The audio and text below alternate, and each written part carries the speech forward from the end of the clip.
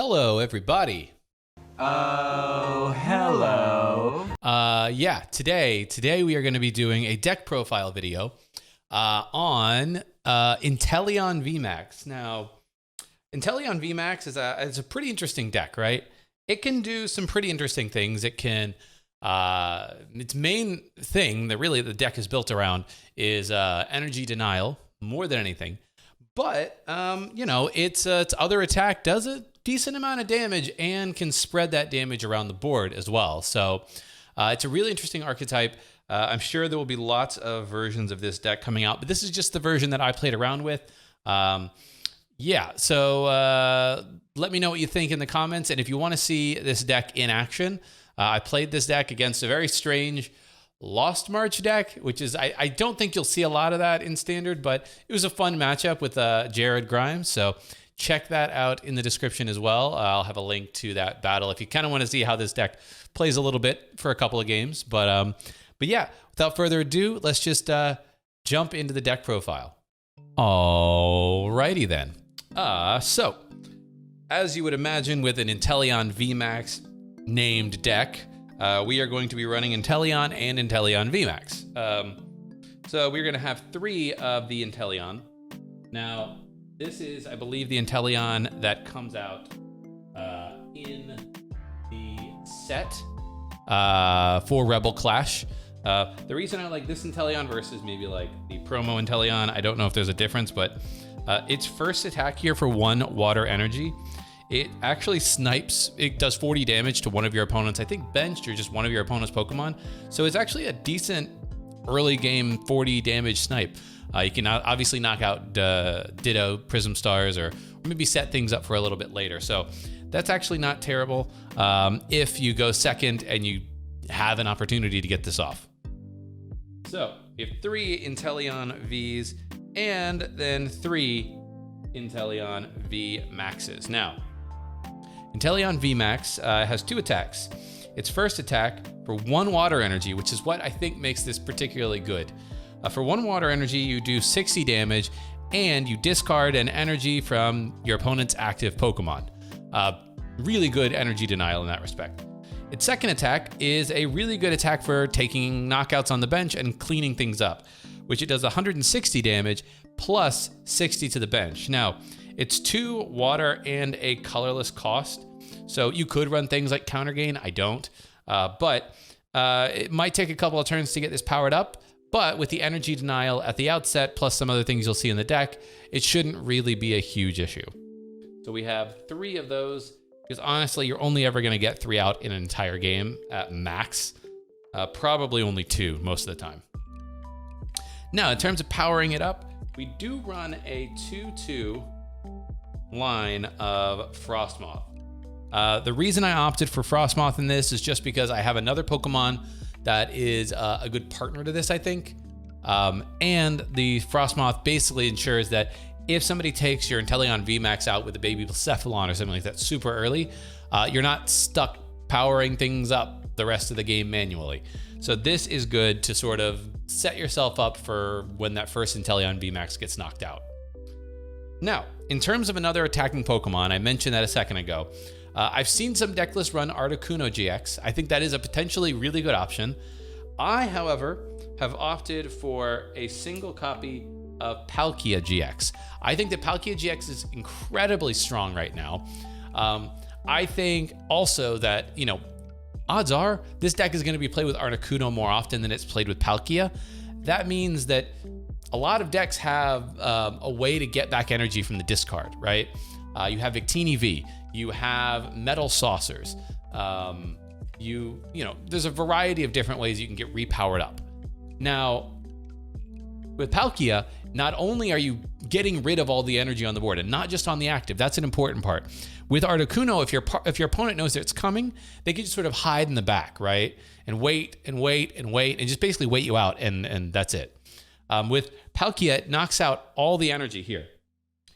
Its GX attack, which is what really we're using this for, Zero Vanish, does 150 and shuffles back all the energy from all of your opponent's Pokemon into their deck.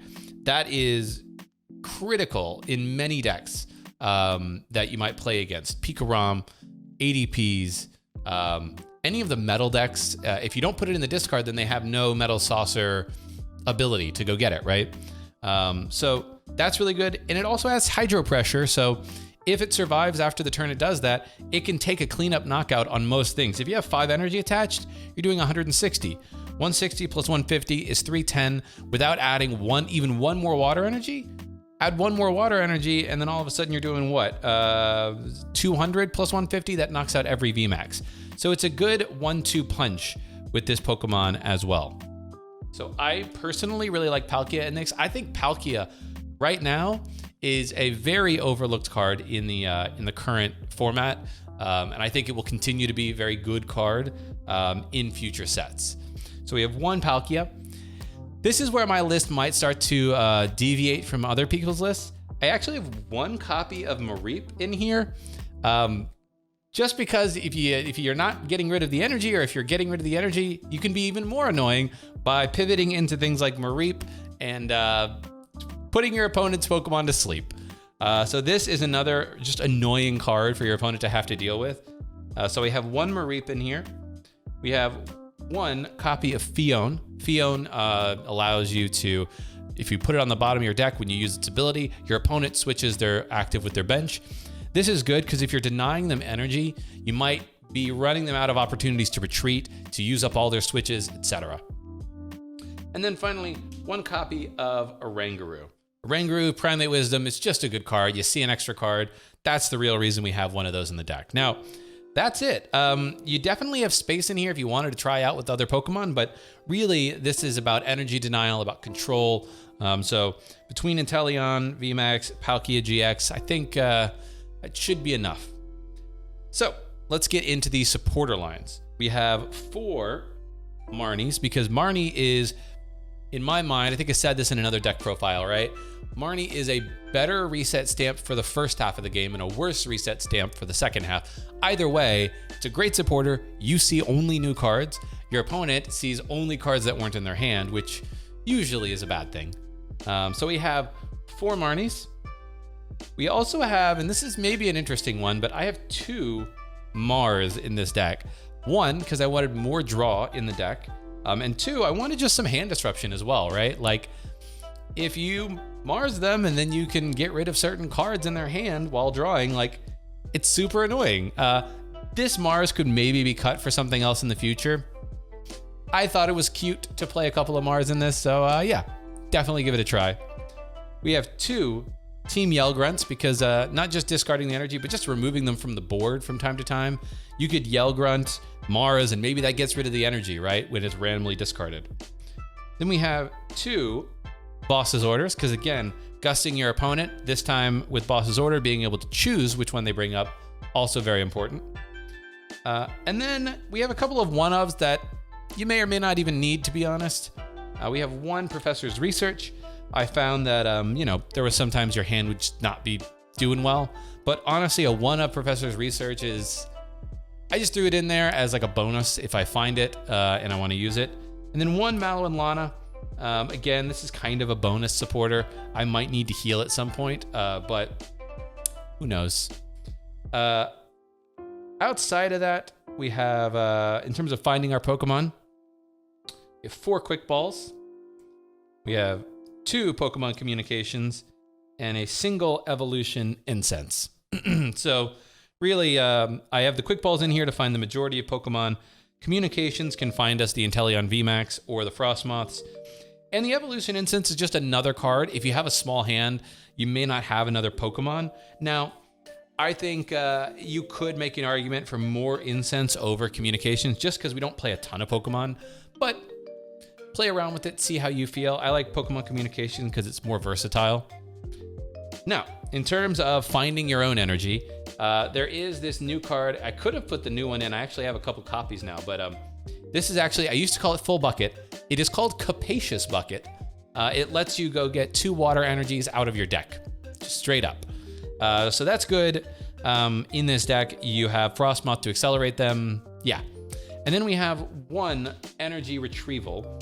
I kept that in over another bucket because, look, things are going to get knocked out. I would rather have the option of using this when it's later in the game or mid-game than just trying to find more energy that's already in my deck, even in case it might not be in my deck, right? So I put 1 energy retrieval over a 3rd water bucket or capacious bucket. And then we have 3 switches. Switch is a super important card right now, so you don't have to get rid of your own energy to retreat. Now we have more energy denial in the form of 4 crushing hammers. Crushing hammer is just a coin flip card. You get rid of one of your opponent's energy. Then we have a U-turn board for mostly the Mareep, a tool scrapper to hopefully strand something else in the active from your opponent. And now we get to the stadiums. Now, the stadiums in this one are weird. I think you could do a lot of different things for stadiums here, but this is sort of where I've landed. I put 1 Wondrous Labyrinth just because, look, you're getting rid of their energy, and your energy cost for your first attack is only 1, right? You're running Frostmoth. You won't probably have an issue getting energy onto your Pokemon with Wondrous Labyrinth, enough to attack at least. So Lab is a very interesting card to play in this deck, I think. Then we have 1 Galarian Mine. Again, stranding something in the active and then just pinging 60 damage onto it, or then 160 and something to the bench, and they have no way of getting out of that if they don't have a switch in hand. That can be very disruptive. And then finally, we have 1 Slumbering Forest. If you're gonna play Mareep, you might as well play a Slumbering Forest. So that's just like an extra little bonus combo if you can start pulling that off to even annoy your opponent even further. So that is all the trainer cards. Now let's get to the energy. We have, what is this? 5, 2, 3, I think it's 10 water energy in total, and then 2 weakness guard energy because electric types are good. They will remain good. So you gotta have weakness guard. You could maybe argue for putting a Guzma and Howler, something like that in here. I think you just high roll it, hope you find a couple of those weakness guards when you need them. The one nice thing I will say, Palkia does not have an electric type weakness. Now it only is 180 HP, so it's not the best thing in the world, but it does not have an electric weakness, so it's not going to immediately go down to any electric attack.